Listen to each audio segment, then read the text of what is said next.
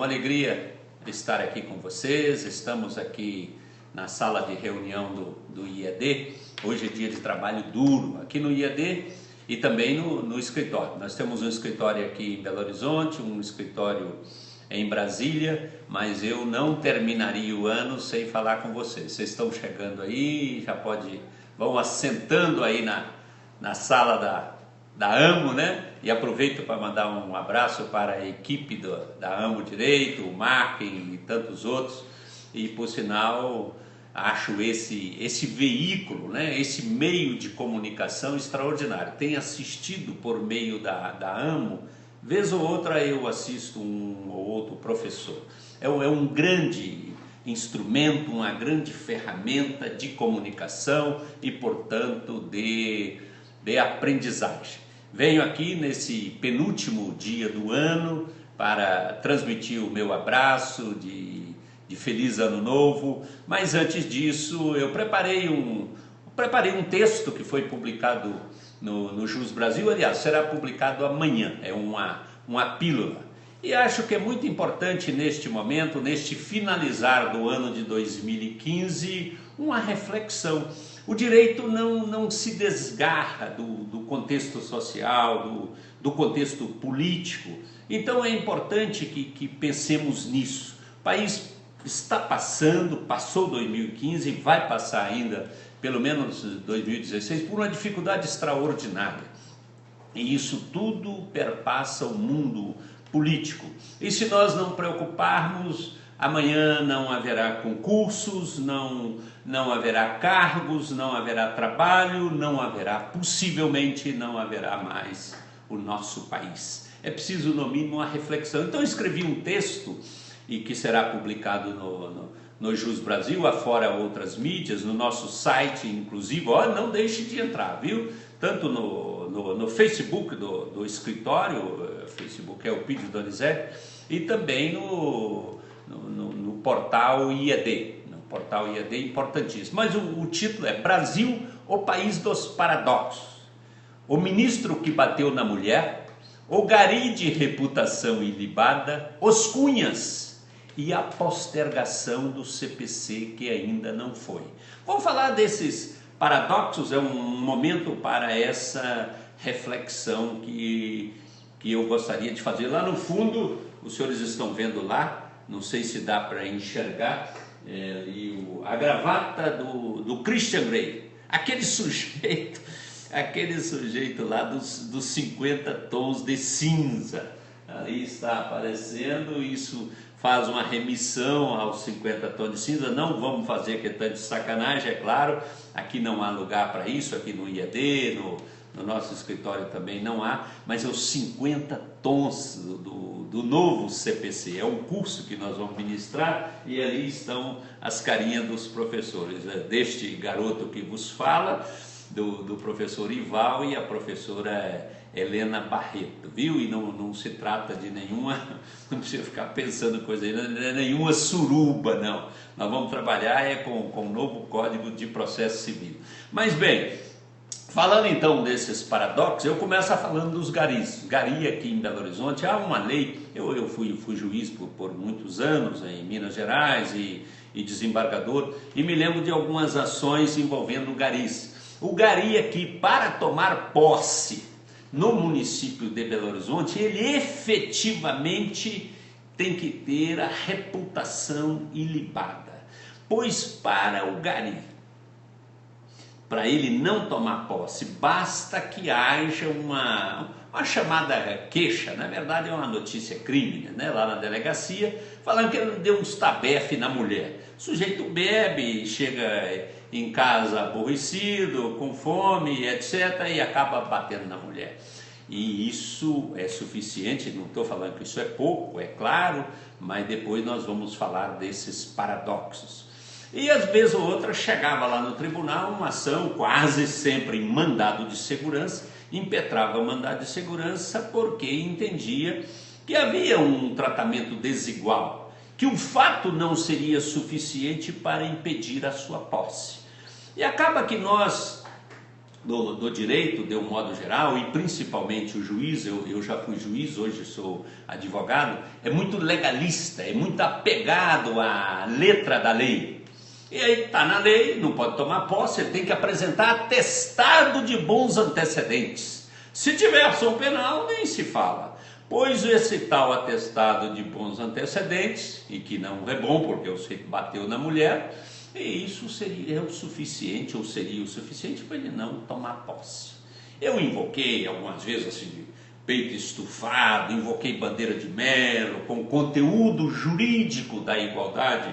Bandeira de Mello tem um opúsculo extraordinário. Em que consiste essa igualdade? Em última análise, nós temos que saber se o discrimine é razoável. E eu invocava então, em alguns casos, a lei da ficha limpa, aplicar aos garis. Ora, um sujeito que bate na mulher, a lei entende que ele não vai varrer bem as ruas. Bateu na mulher, ou trocou lá uns tabefe com outra pessoa, num boteco qualquer da vida. Mas um político pode tomar posse no Brasil.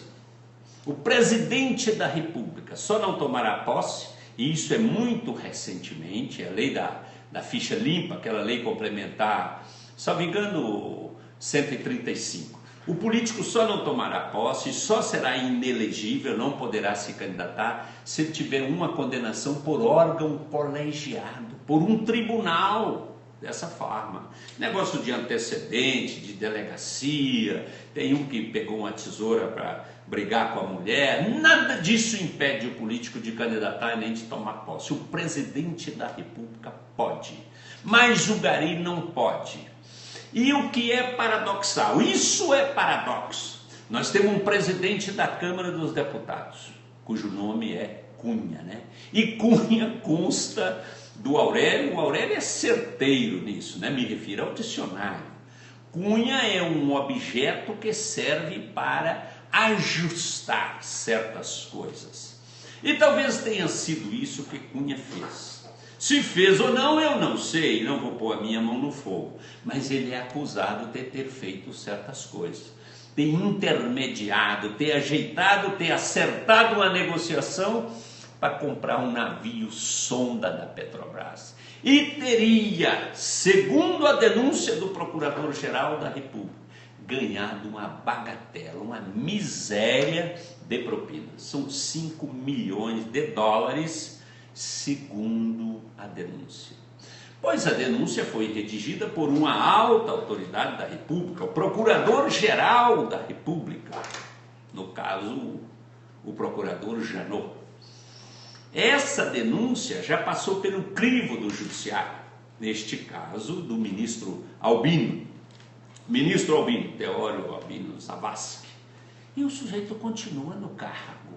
Isso não é paradoxal? Eu acho que isso é um paradoxo que nós do direito temos que no mínimo refletir sobre isso. E isso é agora, recentemente. Eu tenho a impressão que Pedro II, esse sim, um estadista, de reputação deveras ilibada, tem a impressão que antes da ficha limpa, ele, Pedro II, não se aquietava na cova.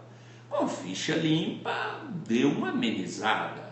Mas tranquilo ele, Pedro II, não deve estar, porque mesmo com a lei da ficha limpa, porque não há ainda condenação, portanto, não há como sequer questionar a candidatura. Estão falando em uma medida pelo Supremo Tribunal Federal, mas parece que há dificuldades de ordem jurídica, e a pessoa continua lá, firme e forte. E não no presídio da Papuda, como você deve estar pensando, não, firme e forte como a terceira autoridade na ordem sucessória da nossa república, dessa forma. Isso é um paradoxo. Então o gari talvez seja justificável, talvez Bandeira de Mello possa explicar, falando que o discrime é razoável, porque gari varre rua, e gari então tem que ter efetivamente uma reputação ilibada, senão a rua não ficará bem limpa. mas o presidente da Câmara, com relação a isso, não teria problema. Nós tivemos um episódio que eu gostaria até de citar, e não para enxovalhar quem quer que seja, enxovalhar um ex-ministro do Supremo Tribunal, não. É só comparando com o caso do Garis, que eu tive alguns, eu julguei alguns como desembargador do Tribunal de Justiça de Minas Gerais, que eu acabei de citar. Mas o ministro do Supremo, e me refiro ao ministro Joaquim Barbosa, e o que eu vou falar que está na revista Veja, de 13 de maio de 2003, foi relatado isso, pois ele foi indicado pelo o presidente da República, e de repente se viram todos numa saia justíssima, porque surgiu a acusação de que ele teria batido, teria espancado, essa é a denúncia que consta da Veja, teria espancado a sua ex-mulher de nome Marileusa. Você deve se lembrar disso. E houve aquele mal-estar danado. Me lembro, inclusive, também está na revista, de um comentário da ministra Ellen Grace. Fala, mas virá para cá um espancador? Ele falou assim. E, então, a propósito disso, o ministro Nelson Jobim, brincalhão, ainda bem que ele falou para uma Leite, para uma Ellen Grace, uma senhora de altíssimo nível, senão ele poderia ter tomado vinho na cara, como tomou agora José Serra, aquela senhora Cátia tacou vinho na cara dele, mas Ellen Grace não é disso. Mas Nelson Jobim, num tom de pilheira, falou, mas espera aí, vocês estão questionando isso, se bateu ou não bateu, mas a mulher não era dele? Em outras palavras, se a mulher é própria, eu sei que poderia bater à vontade. O certo é que o então ministro, que veio a ser presidente do Supremo Tribunal Federal, apresentou uma carta da ex-mulher, que já tinha superado aquilo, que as feridas tinham curado, e o certo é que resolveu. Isso é paradoxal no nosso país, né? Não estou falando desse caso específico. Mas o que é reputação ilibada, limpa? Para um gari uma coisa, para o ministro Supremo ou para os cunhas da vida é outra? Não sei, é preciso que reflitamos sobre isso para a gente não ficar nessa santa ingenuidade. Pelo menos essa conversa jurídica, eu não estou aqui só para falar de assunto jurídico, aliás, tudo é jurídico. A política é jurídica, os aspectos sociais, você que atua no direito, você tem que sujar as mãos de sangue, sexo, suor, lágrima, riso, tudo isso. Mas pelo menos vai aí essa dica, essa pílula, sei lá o que é, da Lei Complementar 135/2010, segundo a qual só é elegível, pessoa entre outros requisitos, é claro, mas é inelegível, vou colocar no sentido oposto, é inelegível quem tem uma condenação por tribunal. E muito bem, e vamos para frente aí nos nossos paradoxos. Antes disso, eu só perpassaria aqui os princípios. Eu não sei se vocês observaram, eu ando muito aborrecido com esse cipoal de princípios. E não que eu negue totalmente isso, mas vão criando princípio para tudo. Aliás, alguns nem são princípios, são, na verdade, regras. Mas falando dos princípios, muitos deles, em algumas circunstâncias, servem os princípios para bater no Chico ou bater no Gari, no nosso caso aqui. E proteger o Francisco, proteger o cardinalato brasileiro. Princípio serve também para isso. E faço aqui uma brincadeira aí com o princípio da ponderação de Roberta Alexi. Talvez esse princípio sirva para, digamos, pacificar, tornar pacífica uma convivência dos princípios da limpeza com a limpeza das ruas com a podridão dos palácios. Falou, este aqui não pode porque ele vai limpar ruas, e este aqui pode porque ele vai atuar como presidente da República, como presidente da Câmara dos Deputados, ou seja, lá o cargo importantíssimo da nossa República. Nós temos que repensar isso e não ficarmos aí somente repetindo, como se papagaios fôssemos, o conteúdo da lei sem fazer a devida valoração dela. E por falar em lei, falar em valoração, eu já adianto para vocês aqui no findar de 2015, que graças a Deus tivemos muito sucesso aqui no Instituto Elpidio Donizete, com muitos cursos, muitos seguidores, e eu já peço desculpa a vocês que ficam aí me mandando coraçõezinhos, às vezes não dá nem para comentar, meus olhos não conseguem enxergar aí quem escreveu, mas eu agradeço a todos e eu prometo para o ano de 2016 que eu vou dar mais atenção para vocês que me mandam corações. Aliás, eu prometo muita coisa. Uma das coisas que eu quero, agora no findar de 2015, eu não aguento mais falar de impeachment. Tudo que eu abro, todo artigo está falando disso, se pode, se não pode, em qual circunstância. Na verdade, eu queria ficar livre de todos. Todos, é muito difícil e hoje não escapa quase ninguém. Queria ficar livre, na verdade, agora depois de amanhã, no ano novo, ficar livre de Dilma, ficar livre do Temer. Aliás, nós queríamos comer esse senhor, não o Temer, é claro, mas sim o Tender, o Tender, nós comeríamos então no Réveillon, do Cunha, do Calheiros e de toda essa súcia que faz sua a res que deveria ser pública. Pedro II is dead, mas eu tenho certeza que com essa turma toda ele está neste momento, este grande brasileiro, esse brasileiro que não aceitou pensão, que não aceitou um dinheiro das pessoas que usurparam o império. Pedro II só aceitou levar para a França, para Paris, um saquinho de terra do país onde ele nasceu. E ele, eu tenho a impressão que anda se revirando na cova. Mas gostaria então, neste findar de 2015, de dar um show neste impeachment. Não que eu não queira que essas pessoas caiam. E por falar em impeachment, é muito interessante. Nós estamos aqui nessa fase de reflexão e eu não deixaria de citar a organização a qual eu pertenço atualmente com muito orgulho. Me refiro ao Conselho Federal da Ordem dos Advogados. Instituição que eu aprendi a admirar. Eu tive assim, o primeiro contato com a atuação da Ordem dos Advogados do Brasil por ocasião da presidência de Raimundo Faoro, no auge da sanguinária ditadura militar. E era um senhor incorrupto, incorruptível, senhor que não troca absolutamente nada. Eu confesso hoje, como advogado que sou, advogado em Belo Horizonte, em Minas Gerais e em Brasília, fico assim achando que a ordem está muito calada sobre a democracia no Brasil. E quando eu falo em democracia, eu atrelo diretamente à probidade administrativa. Sem probidade não há direitos fundamentais. Basta você correr os olhos por aí e ver as condições da saúde no país. Isso está em frangalhos. E não se pejam, não tem vergonha de mentirem descaradamente. Há poucos dias, vendo uma reportagem, deixa eu tomar um pouco de água aqui para poder falar mais mal dos outros. Vendo uma reportagem sobre a saúde no Rio de Janeiro. E aí falaram que está terrível a saúde no Rio. A saúde pública e no que diz respeito à prestação de serviço de saúde no âmbito do Estado.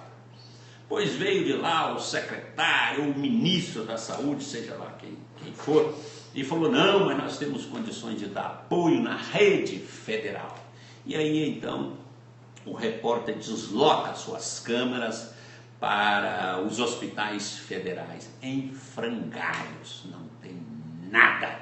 E é por isso que eu chamo a atenção de você que está aí me ouvindo, me mandando coração, e de coração eu agradeço tudo isso. Nós convivíamos nesse espaço democrático, mas é preciso repensar o porquê do direito, da existência disso. Ou será que nós vamos só ficar aqui conversando sobre a lei em tese, sobre os direitos fundamentais, sobre a proibição do não retrocesso? Você sabe que há essa proibição, um verdadeiro princípio do não retrocesso, gestado em Portugal e na Alemanha. E agora? Não retrocedeu? Basta verificar a saúde, isso está em frangalhos. E a cada dia faltam mais luvas. E eu estava falando da OAB, eu vejo um certo silêncio na nossa instituição. Um silêncio dolorido. E eu não vejo a advocacia reclamar disso. Eu gostaria muito, então, neste findar de 2015, eu gostaria de restaurar, eu gostaria de ressuscitar a OAB de Raimundo Faoro, a OAB daqueles que jamais ficaram na moita, a OAB daqueles que jamais mendigaram um carguinho ou um cargo no Supremo Tribunal Federal. Isso é incompatível. E não estou aqui acusando quem quer que seja. E quem quer que seja, que se encaixe nisso, que vista a carapuça e que dê um nozinho. Mas eu quero a instituição de Raimundo Faoro. Eu quero que restabeleça a ordem democrática. Que entremos 2016 cogitando sobre isso. Eu podia estar aqui a falar com vocês de flores, de rosas. Mas não é este o momento. Eu não faria isso, embora eu já esteja cansado, e eu digo a vocês que eu tenho muitas promessas para 2016. Uma delas, eu pretendo responder a vocês, a retribuir o tanto de coração. Eu pretendo fazer mais ginástica, a comer um combo de comida macrobiótica com carne vermelha, a tomar mais vinho, a fazer mais amores, porque isso, além disso, não vale um vintém.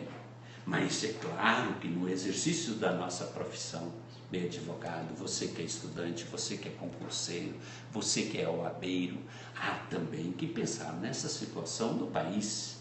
Amanhã nossos filhos, nossos netos não terão mais o que fazer, não terão emprego, vocês não terão os seus cargos e não terá mais razão para prestar um exame de ordem, porque não conseguirão divisar o futuro.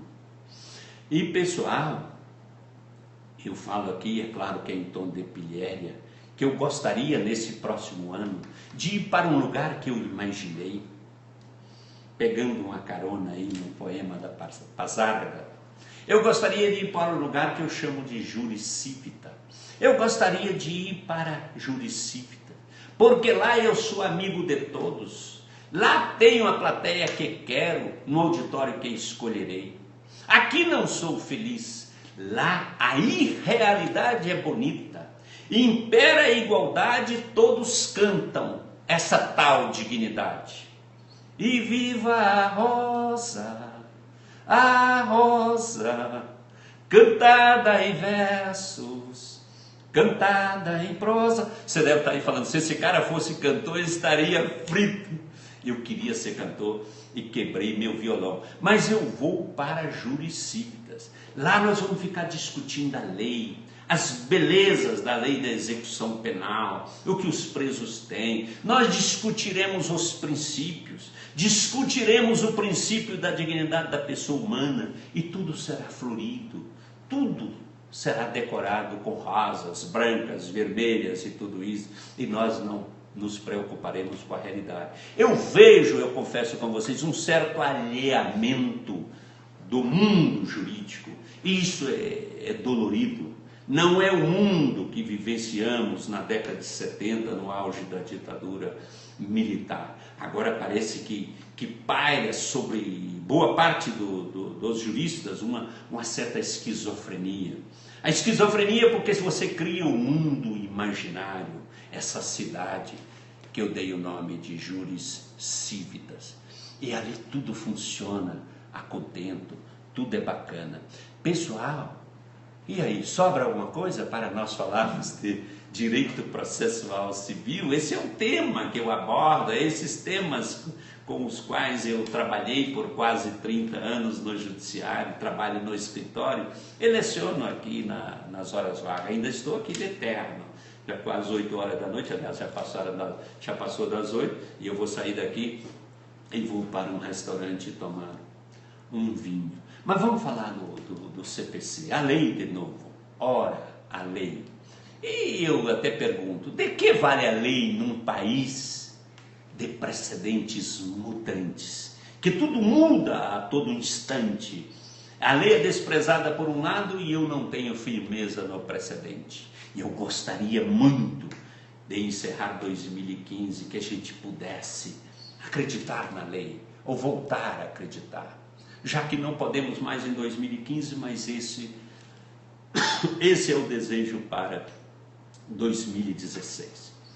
Trabalhei lá na comissão de juristas do Senado, fomos nomeados lá, sob a presidência do ministro Luiz Fux, em 2009. Esse código foi discutido muito rapidamente no Senado e discutido por 4 anos na Câmara dos Deputados.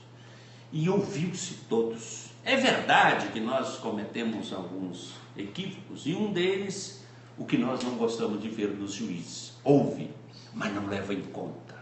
E isso não é contraditório.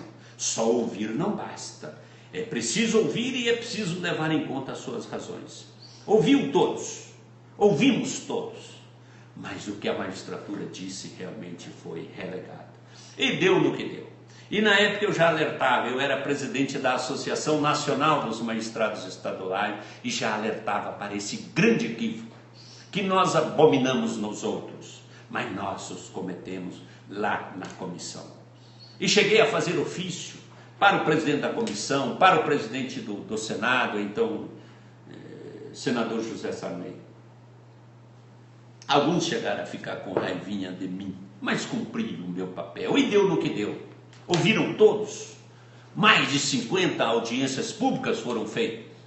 Bastaram 2 magistrados, 2 ministros, e fizeram um pedido ordem ao parlamento brasileiro, e o parlamento mudou o código. Sobre isso nós já falamos numa outra pílula, falamos sobre o PLC 168/2015, mas eu não vou, e por isso, aliás, eu não vou retomar as mudanças. Na verdade, somos todos déspotas, só falta reconhecer, basta dar poder. E aí a pessoa faz o que ela bem entende. E isso foi feito, cometemos esse equívoco. Oh, mas não é um código tão democrático? Isso não é paradoxal? Um código que foi editado sob o manto da democracia, ouvimos todos neste país, inclusive sobre o período da vacatio legis de 1 ano, e agora muda-se numa canetada. Isso é paradoxal, um paradoxo. Mas mais paradoxal do que isso, pessoal, eu vi agora uma foto, foi publicada aí em diversos sites e blogs, uma foto do presidente da Ordem dos Advogados, Dr. Marcos Vinícius, que integrou, foi meu colega na comissão, uma foto dele com um deputado FHC, não é FHC, é JHC, não é o FHC dele, não é deputado mais, está lá curtindo a sua aposentadoria, agora até lançou um livro, está vivendo lá, muito feliz com a sua namorada, e que Deus o tenha e dê vida longa para ele. Dessa forma, é o deputado JHC de Alagoas, só me engano, do PSB. Depois saiu uma foto, os dois estão muito bonitos na foto, o deputado JHC e o doutor Marcos Vinícius. Eu não sei se o presidente da OAB apoia isso, eu creio até que não, mas é esse deputado afirmando, isso é fato, que é relator de um projeto de lei que visa aumentar a vacatio legis. E isso, mais uma vez, é paradoxal. Eu escolhi esse apagar das luzes de 2015 para falar dos paradoxos deste país. E escolhi esses, porque eles, de certa forma, perpassam, tangenciam o direito e que é o nosso forte. Pois esse deputado falou que está lá nas mãos dele, vai relatar na Comissão de Constituição e Justiça, um projeto de lei alterando a vacatio legis de 1 para 3 anos. E nessa linha o código só entraria em vigor então lá para 2019. Isso é um absurdo. Isso não tem nenhum cabimento. E aqui eu me dirijo ao deputado JHC. Deputado, há muita coisa importante para fazer no parlamento brasileiro, deputado. Nós temos que pensar, sobretudo, no restabelecimento da democracia. E restabelecimento que tem como pressuposto um governo honesto, que tem como pressuposto a probidade administrativa. Sem probidade administrativa não há saúde, não há educação, não há segurança pública. Já estão parcelando os vencimentos dos servidores públicos. Não há Estado, não há democracia, não há absolutamente nada. E me admira, deputado, espero que Vossa Excelência possa ver esse vídeo. Me admira estar perdendo tempo com isso. Deputado JHC, requeira, já que Vossa Excelência não pode determinar, o arquivamento deste projeto de lei, porque isso é contrário a todos os interesses. Vossa Excelência já imaginou o que se gastou nesse país com esse novo Código de Processo Civil? Mas antes de falar sobre isso, deputado, eu diria o seguinte: essa história do aumento da vacatio legis surgiu como um bode, já que Vossa Excelência do Nordeste conhece bem de bode, e eu também gosto de carne de bode, mas colocaram um bode mal cheiroso na sala do parlamento, um bode fedorento. Falou, ou nós vamos, disse o ministro do Supremo Tribunal Federal, ou nós vamos postergar por 5 anos, dizia ele, a vacatio legis do novo CPC, ou então vocês alteram o juízo de admissibilidade do novo Código. Mas já foi alterado, o projeto alterou. Agora ficou tudo como dantes no quartel de Abrantes. O juízo de admissibilidade, deputado JHC, será feito nos tribunais de origem, nos TJs e nos TRFs. Alterou também o regramento sobre a reclamação. Então que a AC esgotara todas as instâncias ordinárias. O fato é, deputado JHC, que o bode foi retirado da sala, então não faz mais sentido. Peça, deputado, o imediato arquivamento por falta de interesse público e o tanto de dinheiro que se gastou. E essa vacatio legis não foi definido só no Senado, 50 audiências públicas, na Câmara de Deputados, mais outras tantas, definiu que 1 ano era suficiente. Com 5 anos de discussão, 1 no Senado e 4 na Câmara de Deputados, são quase 6 anos. Mais um de vacatio legis, 7 anos. Deputados, se não tiveram condições de se preparar nesses 7 anos, é desde 2009, deputado, não terão mais. Por que não revogar então e ficar tudo no passado? Deputado, eu já estive em 11 tribunais de justiça. Estive em 13 TRTs, em faculdades, em empresas públicas e privadas, com esses cursos in compare.